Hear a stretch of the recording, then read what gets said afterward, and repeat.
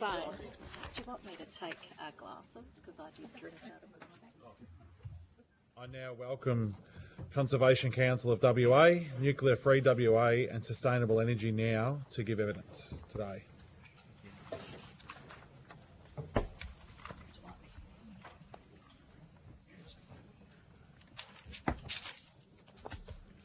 We'll just try one question. Give us how many. We'll just try one question. If we get around with that. Oh, yeah.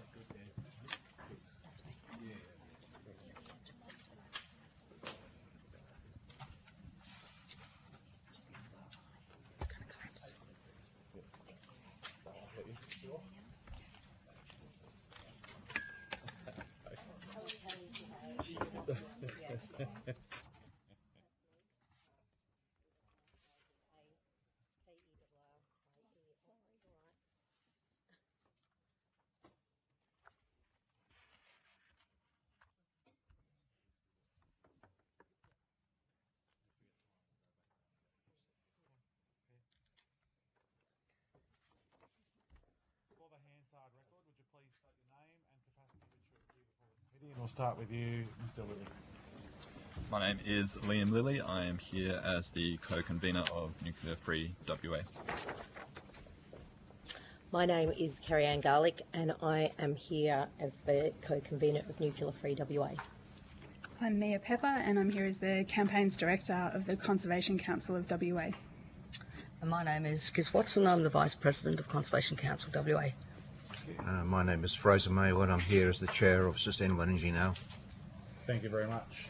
For the Hansard record, would you, this hearing is a legal proceeding of the Parliament. The giving of false or misleading evidence is a serious matter and may be regarded as contempt of Parliament.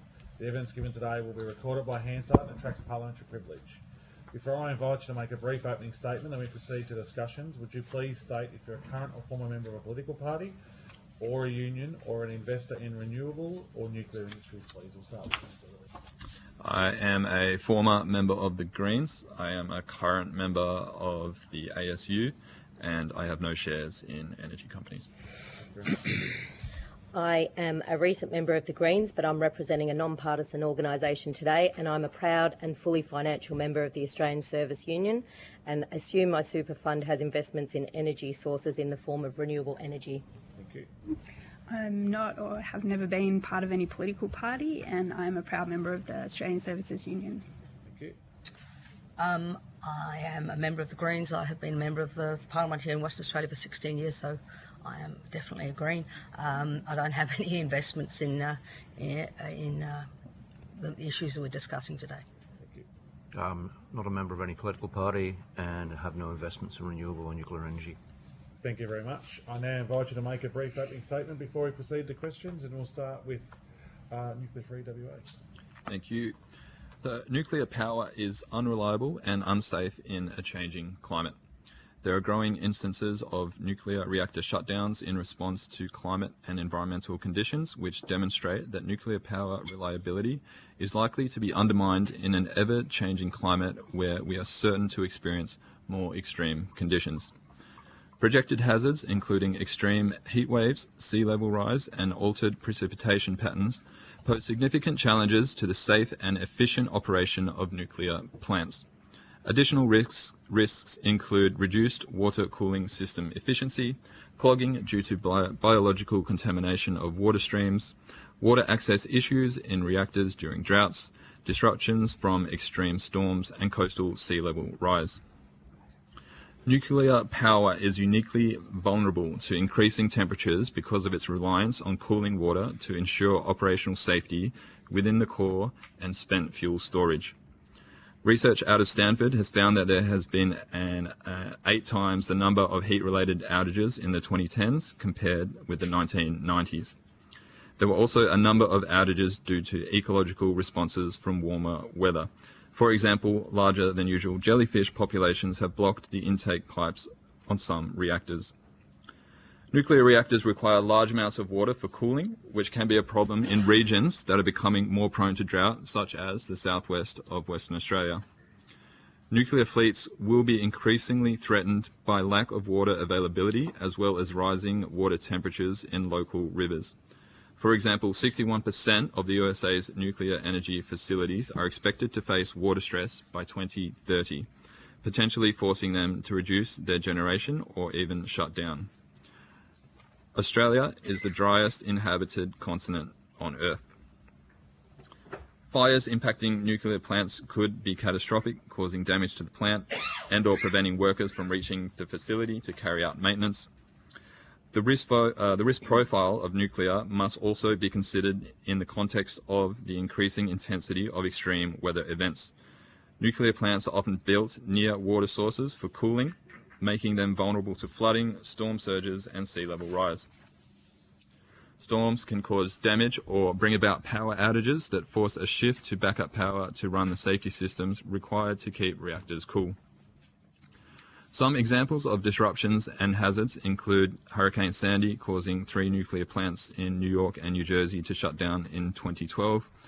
In 2016, reactors in Sweden and Finland had to reduce energy output and shut down in response to sea water temperature rise. In 2022, a typhoon sparked Korea to conduct a review of damages to nuclear facilities in the country. And in 2018, 2019, 2022, 2023, 2024, European countries have repeatedly been forced to reduce output and shut down reactors in response to rising temperatures, cooling issues, and restrictions on releasing warm water from reactor cooling into the rivers. Several examples listed involved reactors operating inland and using river water for cooling. This is important in the context of the proposal for nuclear power at Mudja in Collie, an inland area with limited freshwater resources, a drying climate, and a culturally and ecologically significant river system. The direct risks of climate change can intersect with and compound existing security threats in our nation. The key issue here is that nuclear energy is not as reliable as proponents suggest, and we emphasize that the consequences of malfunctions with nuclear reactors can be catastrophic. And of course, delaying the energy transition by decades only adds to these climate concerns. Thank you. Thank you very much. I'm here in my capacity as the co-convener of Nuclear Free WA, and as outlined in our submission, Nuclear Free WA is a non-profit member-based organisation born from the WA Nuclear Free movement, which began in the 1970s.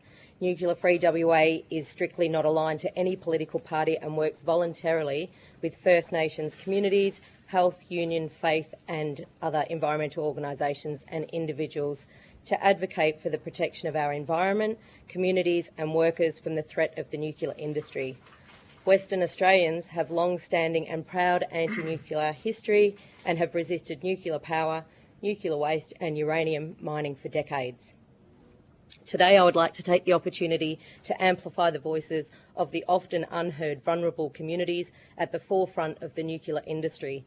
The nuclear industry disproportionately impacts First Nations, lower socio-economic communities, women and children.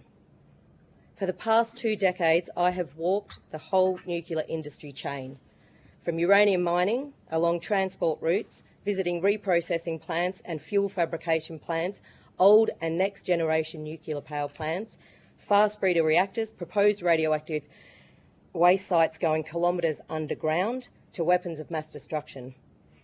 Each kilometre was a witness to the horrors, the impacts, the scars and the stories of the nuclear industry. From remote communities here in WA to the deserts at Roxby Downs, South Australia, to Fukushima, Hiroshima and Nagasaki in Japan, 3 Mile Island and Oak Ridge Y12 in Knoxville, Tennessee in the United States, Fastlane in Scotland, Sellafield in the UK, Flamanville and Fessenheim in France, and many more places that I've visited, but in this time I have here, I cannot tell you of all of the nuclear stories that I've heard and the places that I've been, but what I can tell you is the important lesson I learnt. Every stage of the nuclear chain, there is a devastating impact on communities, the environment, on workers and on individual people across the world. Most of the time these stories are not reaching the public, nor are they in the news. The nuclear industry keeps these stories quiet to keep spruiking that nuclear is safe. Meanwhile, the impacts are far-reaching and intergenerational, especially where radiation has leaked into the environment. If I could introduce a document called Let the Facts Speak, that was a wonderful foresight back in 1983 by the ALP MP Ruth Coleman, who started documenting nuclear accidents as they occurred. It was then continued to be updated by former Greens Senator Joe Valentine, Rachel Seward and Scott Ludlam. It is an extraordinary record showing not only how damaging, incompetent and disastrous this industry has been since its inception with the Manhattan Project in 1942. This incredible study and legacy is a testament to nuclear accidents being more frequent than we hear about. People have the right to know the risks that their governments are prepared to take on their behalf. Unfortunately, the tales of nuclear accidents is a never-ending story, just like the never-ending efforts to find a safe way to deal with radioactive waste over thousands of years. Nuclear power has no role in Australia. Our future is renewable, not radioactive. Thank you. Thank you. Thank you. So I'm Mia and I represent the Conservation Council of WA. We're the state's peak environment group and we represent over 80 local and regional environment groups, and we've got tens of thousands of supporters across the state. Our interest in nuclear has been since forever, but we really, when the Barnett Liberal government lifted the ban on uranium in 2009, CCWA undertook to track every uranium development across the state. And so for the last 14, 15 years, we've tracked those developments, and we're really pleased to say that there are no operating uranium mines in WA. Through that time, we worked really closely with communities across the state and heard their concerns. We tracked the industry as a whole. And so one thing that I think is really important to note in following the Mineral Council of Australia's presentation this morning is that nuclear in reality is a sector that's in decline. It's running just to stand still. And that's been reflected in the uranium price and the lack of any of the developments operating in WA, alongside the strong and consistent community opposition. Our position is clear that nuclear power poses an unacceptable risk to the environment. It puts workers and communities at risk. It poses unprecedented public health risks across the whole of the nuclear cycle. Nuclear leaves a lasting legacy of nuclear waste, which future generations will be left to manage and fund. And it generates waste materials that can be diverted into nuclear weapons, which pose one of the greatest existential threats to life on Earth. And that is why CCWA absolutely opposes nuclear power. In preparing our submission, we reached out to some of our supporters and very quickly received over 1,000 responses. And within that, what's really stark was how many people have been impacted by this sector. And there are personal stories about their involvement with some aspect of the nuclear cycle, whether it was exposure to radiation through Montebello Islands and Maralinga weapons testing, or whether they're migrants that came from Europe and recall times when they couldn't drink milk following the Chernobyl reactor meltdown. Over the last few weeks, we've also worked alongside the Climate Action Network of Australia, who commissioned some polling. And what is really absolutely clear is West Australians reject nuclear power. The polling results, and I'll be happy to table those to the committee, say that 74% of West Australians prefer wind and solar farms firmed with batteries and storage for WA over nuclear. 66% of West Australians think sun and wind energy firmed with storage like batteries should continue to be expanded. 70% of West Australians say wind and solar farms firmed with batteries and other storage will bring down power bills fastest.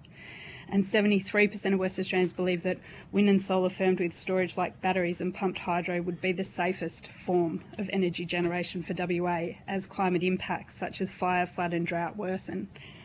A majority of West Australians also believe that nuclear reactors would damage WA's reputation as a world-class holiday destination. I'll pass on to the other committee, but I do have many comments in response to this morning's presentations, if I'm allowed.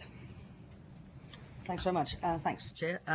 So I wanted to talk briefly about my experience with the radioactive waste issue, because it's all very well to say that various organisations want to be technology agnostic. What that doesn't acknowledge is that the nuclear fuel cycle creates intractable waste, and none of the other contributors to energy production do anything like that. So back in 1999, there was a proposal to establish an international radioactive waste dump here in Western Australia. And I was in the Parliament at that point in time. And there was a bill introduced called the Nuclear Waste Storage Prohibition Act. And that bill was supported, interestingly enough, across party lines. Because what West Australians recognised and what their political representatives recognised is that the football's on or something. Is that Nuclear power is just not cricket. no worries, I'm used to interjections. So the implication of the waste that is produced from the nuclear fuel, and I won't call it a cycle because it doesn't cycle, it's actually a chain, from the beginning of the mining right through to the production of fuel rods, produces radioactive waste that has to be isolated from the environment for tens of thousands of years. And so with the proposition that the world needs somewhere to put its nuclear waste, because currently there are 290,000 tonnes of high-level nuclear waste globally, and that's being increased every year by about 12,000 to 14,000 tonnes per annum. There is no repository yet established for that material. So one of the things that we had in that debate was if we open up this possibility of WA becoming a nuclear capacity, whether that's in uranium mining or power generation or management of waste, we open up the possibility of becoming the global repository for this material. It's part of what's happened with the Orca steel, really, tragically, and most people don't even know that we've opened up that Pandora's box, storing high-level radioactive material in Western Australia. So it's not accurate to say that you can actually be agnostic about your source of power, because there are significant different considerations if you are dealing with radioactive material. And cost is just one of the parts of the equation in terms of decisions about power generation, but there's also environmental and health issues that are only related to creating radioactive waste. They're not part of the equation if you're producing your energy from wind turbines or solar panels. And that's what we have to talk about. Thank you. Thank you. Thanks for the opportunity to present evidence. My name is Fraser Maywood. I'm the chair at Sustainable Energy for 3 years. SEN is a WA member-based independent clean energy advocate. We were formed in 2006 and we're entirely run by volunteers. We have over 100 members. We don't see nuclear power as evil, but from our energy modelling and practical systems engineering approach, we can't see a fit for nuclear power in the WA energy mix. And our approach is that only if nuclear power makes systems engineering and economic sense, specifically in the WA context, would it be worth addressing the other hurdles that have been listed in our written submission. So our rational and transparent process prioritises options with the lowest economic, environmental, technological and safety risks given the applicable geopolitical and technical context. Higher risk options, like new nuclear, should only be considered where it can be clearly demonstrated that the lower risk options have been fully optimised and developed in the planning process. So our independent modelling aligns well with Energy Policy WA, EPWA, and the Australian Energy Market Operator on the technology pathways for the Swiss, that being renewables, wind and solar, firmed by batteries, with gas generation as backup as the least cost and least risk pathways. So renewables contribution on an annualised energy basis ranges across those scenarios, with an end state vision being around 80 to 90% renewables, with fossil gas providing the balance. Now we recognise getting to net zero with a fossil fuel solution in our model is a challenge, and there's a range of potential alternative technical solutions available, and we asked ourselves, could nuclear power be one of those solutions for the remaining 10 to 20% of the energy mix, in whole or in part? Could nuclear be the missing piece in the energy jigsaw? So our energy model serves as the problem definition for a possible nuclear power solution. We looked at current and planned assets and the general trends on the Swiss and identified the required solution attributes from a system engineering perspective. We then looked at how nuclear power engaged with those requirements, and I'll just run through these briefly. So As you probably know, rooftop solar is the defining feature of the diurnal energy mix and continues to grow and now dominates the energy mix from a design perspective, to the extent that any complementary power generation source needs to be technically and commercially flexible in order to ramp down when solar output is high during the day and ramp up in the evening and when the night time when solar output is zero. As you probably know, nuclear plants tend to operate at high capacity factors to optimize their levelized cost of energy and for investors to recover their investment. So nuclear power does not meet the technical and commercial flexibility requirements to firm a renewables-dominated grid. So large-scale renewables requires large-scale backup in case of prolonged wind droughts and or low solar output. So without access to large-scale pumped hydro in WA, our model and that of EPWA and AEMO uses fossil gas as long-duration storage in the form of chemical energy. And our modelling indicates around 6 gigawatts of capacity is required, operating at a low capacity factor. So nuclear power is not cost-effective when operating in this backup mode, and it would be prohibitively expensive for nuclear power to provide the required backup generation capacity. Rising demand. There's not a scenario. Someone mentioned the Swiss demand assessment and the number of demand scenarios, and there's not a demand scenario where electricity demand increases to the extent that requires the use of nuclear power in that least cost pathway. It is also worth noting that new generation needs to be deployed quickly to meet forecast demand growth. Western Australia's wholesale energy market operates on the Swiss, with energy and auxiliary services traded in markets governed by regulatory frameworks. So households, private companies and government trading entities have all made capital investments based on those rules. In the event a government-owned nuclear power plant was introduced to the Swiss as a baseload generator, it would require both extensive changes to that regulatory framework and require other generators on the Swiss, including rooftop solar, to be ramped down or curtailed to accommodate nuclear power. This would significantly devalue that prior investment, create significant investor uncertainty for future investment, and also erode trust in government and institutions at a time when trust needs to be bolstered. Energy prices. With the baseload nuclear power plant in the mix and using CSIRO's levelized cost of energy for nuclear and the current WEM settlement rules, wholesale energy prices would rise. This is because more expensive nuclear power facilities operating on a 24/7 baseload mode would increase prices in all the WEM energy market settlement periods. Emissions reductions. For nuclear to displace fossil fuels in the energy mix to reduce emissions, a large quantity of nuclear energy capacity, circa 6 gigawatts, will be required, which will be prohibitively expensive as previously noted. So policy uncertainty created by nuclear would lead to a slowdown in renewable investment and an increase in emissions as we burn more coal and gas. Swiss power generation related emissions represent around 10% of the state's overall emissions. Therefore, there are many other more cost-effective means of reducing WA's rising emissions other than using nuclear power to displace gas power generation. Energy security. The proposed small modular nuclear reactor of around 500 megawatts for WA at Collie is less than 10% of the 5,854 megawatts of registered generation capacity on the Swiss as of November 24, so as would have minimal impact on energy security. In fact, having a single 500 megawatt generator would actually cause reliability issues and potential spinning reserve challenges.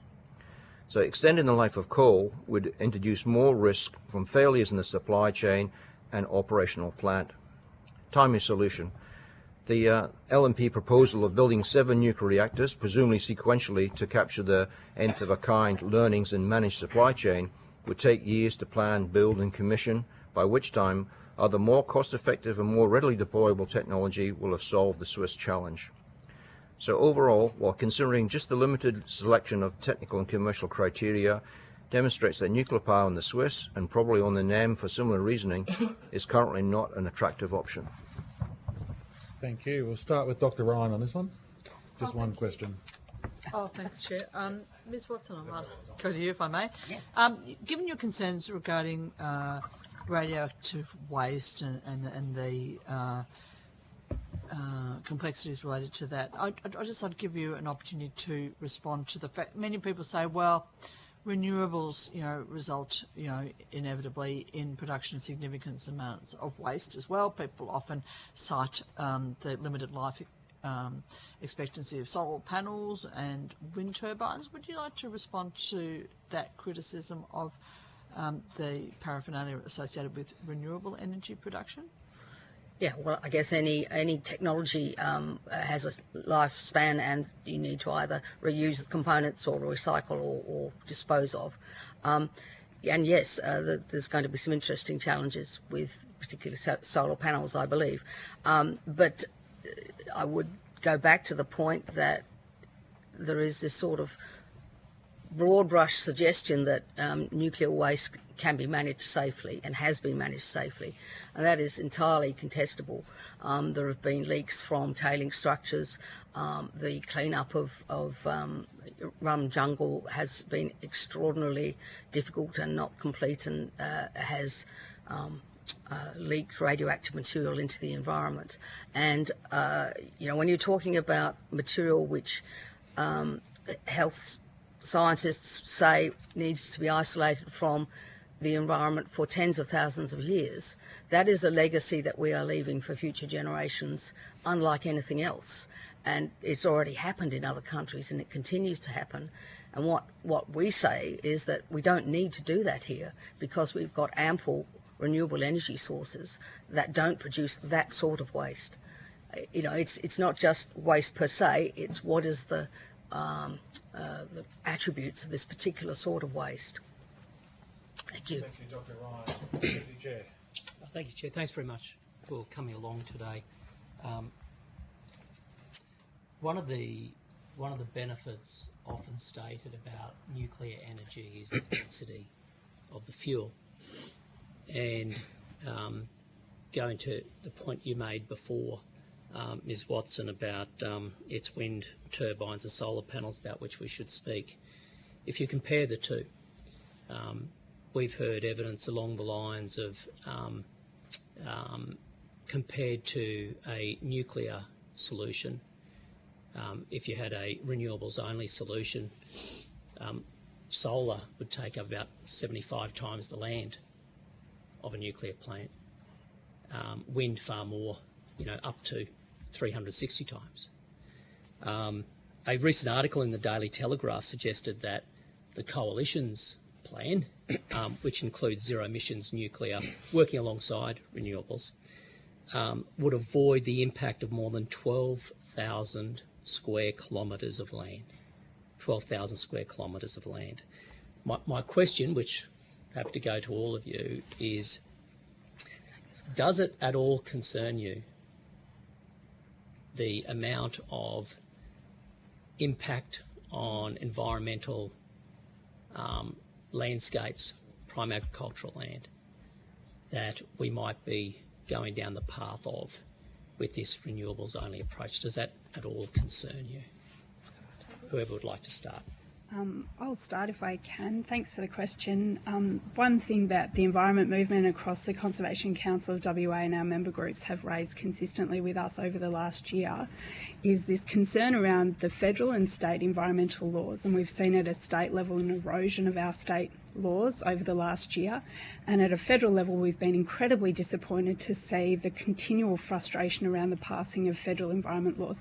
To do any energy development, including renewable, we need to get the setting right, and we need those strong environmental laws so that we can protect the ecological values that we have. Land clearing is a massive issue, as is climate change, and we're seeing really important ecosystems, particularly in the southwest, really constrained and affected by climate change. We saw over the last summer the hottest, driest, longest summer, and we saw huge swathes of our forests dying because of the climate impact. And we know both that we need the strong environmental laws so that we can make the right decisions and get that balance right between the industrial developments we need for the energy futures that we need and the protection of nature, but we can't delay action on climate. We're seeing that across our environment. What is really hurting our ecosystems now and our biodiversity is climate change. So I don't think anybody on this committee is challenging the importance of taking action on climate change. My question, though, was actually about the impact on the natural environment in Australia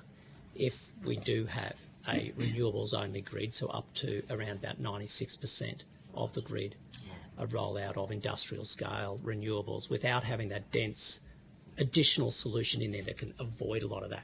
Anyone else want to? Yeah. I don't do any more questions here, please. No, understood, Chair. Yeah, sure. We did have one question each, remember? No, understood. All right. I was just clarifying the one note. So, We should all clarify things, but we're not going to. Understood.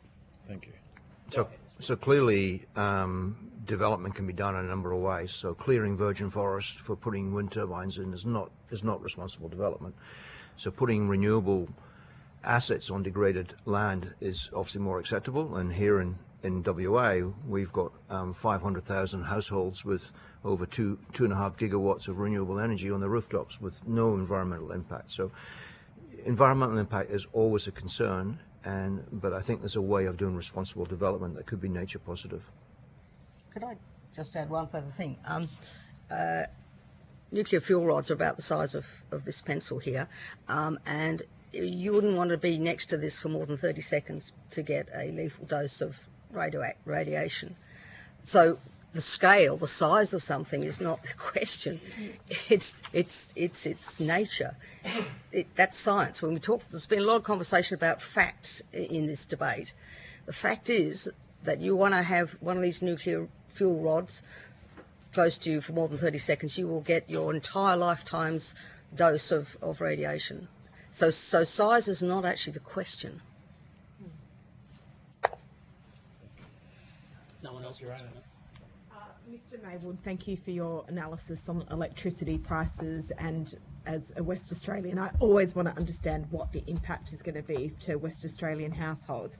So it sounds like from your analysis that the wholesale electricity price would increase in WA if nuclear was incorporated into our mix. If you can talk through that analysis in a little bit more detail, but also the thing that I'm also wanting to get my head around is like 1 in 3 households in WA have rooftop solar.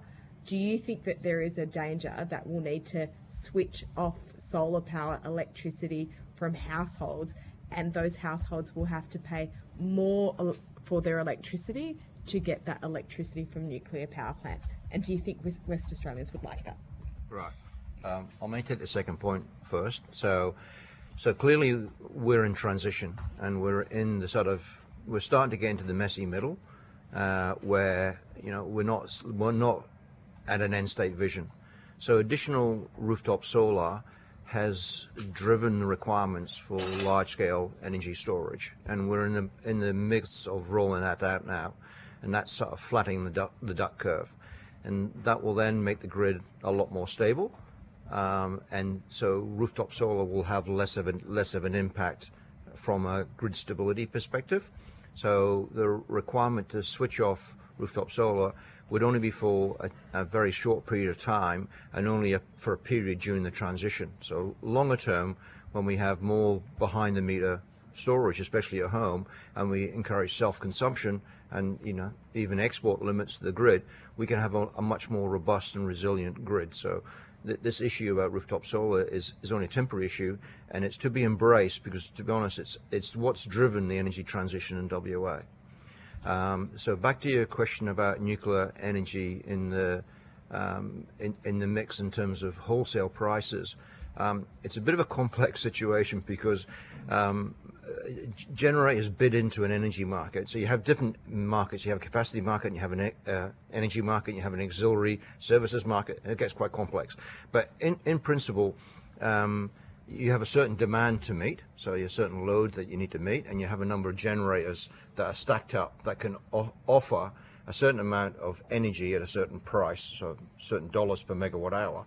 And what AEMO do, who operate in the market, and they use software for this so they don't have to do it by hand, is they sort of calculate on a dispatch list, a preferred dispatch list, which generator they want to go in the mix. And the way the rules are written is it prefers lower cost generators to go in first. So you fill up that demand on the lowest cost generator. So generator A does a bit, generator B does a bit, and at the end, if you've got any gaps, you then may have to fill that with high cost generators. That could be gas or coal or in the future it could be nuclear, would then fill that gap. But what happens is when you look at all the prices in that 1 30-minute period, you then work out like a settlement price. So, and the settlement price is based on all those individual ones. So if you've got any high cost generation in that settlement period, you'll end up with a higher settlement price. So the ideal situation is you have all low cost generator, and then you'll have low wholesale prices. Now, wholesale prices don't necessarily relate to retail prices, but there is a relationship between the two. So does that answer your question? Okay, thank you. I don't want to bang on. I don't want to bang on too long, because the WEM rules are 800 pages. So if you want to rate 800 pages, you can work it out. So yeah, to the nuclear-free co-chairs, but anyone can have a swing. But maybe we start with you. You talked about opposition to nuclear energy. We've got subs. We've got which will have high level radioactive waste. We've got defence plants here. Are you against nuclear submarines and that? And are you against nuclear medicine? Because we'll obviously have. Yes, we are against nuclear submarines coming to our shores. Nuclear medicine's a different question in regards to nuclear reactors. We're talking about nuclear power, which generates a different lot of issues as opposed to nuclear medicine. So I don't think it's relevant in this context to talk about nuclear medicine, but just because we have waste, just because we have to store waste, or waste subs is has got nuclear... the high level enrichment. I assume that's part of your reason, but yeah, well, I won't add any more, Chair. But, but nuclear medicine is very different to nuclear power waste. Yeah, and I would like to reiterate that Nuclear Free WA is against nuclear submarines, but also state that, yeah, see the nuclear medicine question as a non sequitur here in the context of nuclear power inquiry, but it is a completely different type and level of waste that it produces. Thank you, Mr. Kennedy. Mr. Burnell. Thank you, Chair. I want to go to Ms. Pepper. You made some comments in your opening statement about some previous panels and the opportunity to discuss them. So instead of asking a question, I'm going to ask you if you'd like to elaborate on what you're alluding to there, please. Thank you so much. I'm really grateful for the opportunity. There was one really important point I wanted to make on nuclear power in terms of the decline of the global nuclear power sector, and we've tracked that over a number of years, and the uranium price has been low for most of the history of nuclear.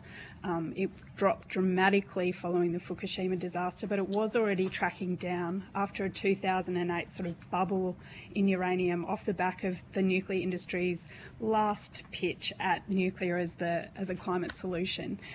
Following that, the uranium price has stayed low, and it is today at about $77 a pound. So when the Minerals Council of Australia is talking about huge opportunities for uranium mining, it's simply not true. The uranium mines in WA that were approved under the Barnett government in its last days in power had no real sort of procedural barriers. They were economic. And it was because of a sustained low price, which really indicates that the global demand for uranium is not where the industry and the Minerals Council of Australia want it to be. And I'd make the point that globally there's 120 reactors that are due to be decommissioned by 2030. And that's on top of 190 units globally that are waiting decommissioning, are closed or in some phase of decommissioning. That's a huge amount of reactors that are no longer operating, that are now huge liabilities and a cost in most cases to the public purse about how they will be decommissioned and where that waste will be stored. Of 23 of those that are in the US, each and every one of those, or actually except for one, is now a default interim waste storage facility.